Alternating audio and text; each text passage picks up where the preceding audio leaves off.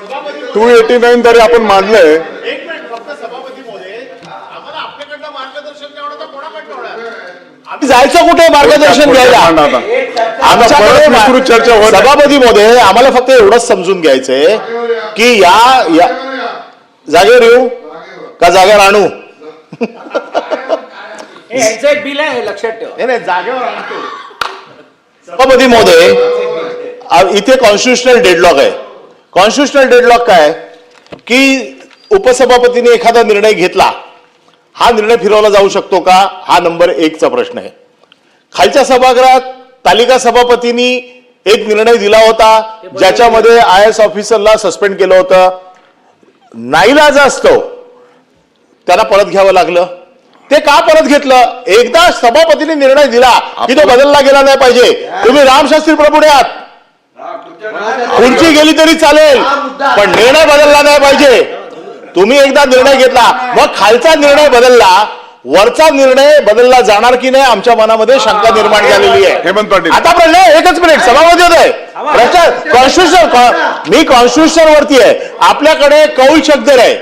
ज्या वेळेला प्रथा परंपरांचा प्रश्न निर्माण होतो त्यावेळेला आपण कौल शब्द रेफर करतो, कारण नियमामध्ये कुठेही नाहीये. सभापतींना उपसभापती बसल्यावरती सभापतींच्या राईट सकट बसतो असा आतापर्यंतचा आमचा समज आहे. सगळे अधिकार घेऊन बसतात.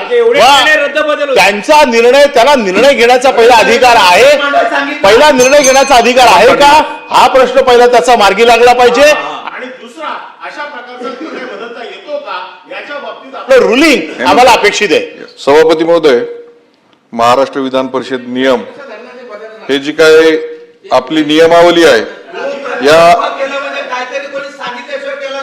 या नियमावलीमध्ये विधान परिषदेचे अधिकारी भाग 2 याच्यामध्ये कलम 9 आहे. उपसभापतींनी आणि विधान परिषदेच्या कोणत्याही तात्पुरत्या सभापतींना विधान परिषदेच्या सभापती स्थानी असताना सभापतींना अशा रीतीने सभापती स्थानी असताना जे अधिकार असतात तेच अधिकार असतील आणि सभापती संबंधीचे नियमातील सर्व उल्लेख अशा परिस्थितीत अशा रीतीने सभापती स्थानी असणाऱ्या अशा कोणत्याही व्यक्ती संबंधित आहे असे समजण्यात येईल. माझी विनंती आहे सभापती महोदय, एखादा IAS नियम सांगितलाय आणि आपण सकाळी बोलला आहेत. बसा. सभागृहामध्ये विशेष बैठकीमध्ये आज सकाळी सातारा जिल्हा परिषद निवडणूक अध्यक्ष आणि उपाध्यक्ष जो गोंधळ झाला त्या संदर्भामध्ये अचानकपणे चर्चा उपस्थित झाली आणि त्या चर्चेमध्ये सहभागी होत असताना मंत्री शंभूराजे, मंत्री मकरंद आबा, मंत्री उदयजी सामंत, मंत्री जयकुमार गोरे, त्याचबरोबर 289 द्वारे अनिल परब यांनी देखील आपलं मत व्यक्त केलं. हेमंत पाटील, संजय खोडके, मनीषा कायंदे, विक्रम काळे, त्याचबरोबर आता शशिकांत शिंदे, प्रवीण दरेकर, भाई जगताप. 289 तुमचं नाव होतं, परंतु आपले विचार अनिल परबांनी मांडले. पॉवर ऑफ अटर्नी घेऊन direct transfer to Anil Parab. त्यामुळं या सदनामध्ये जी सत्ता पक्षाकडून आणि विरोधी पक्षाकडून चर्चा झाली त्या अनुषंगाने आता हेमंत पाटील साहेबांनी त्याच्यामध्ये आयुधाचा देखील आधार घेतला. आपण देखील वेगवेगळे प्रेसिडेंट सांगितले. प्रवीण दरेकरांनी देखील वेगळ्या पद्धतीची हरकत घेतली.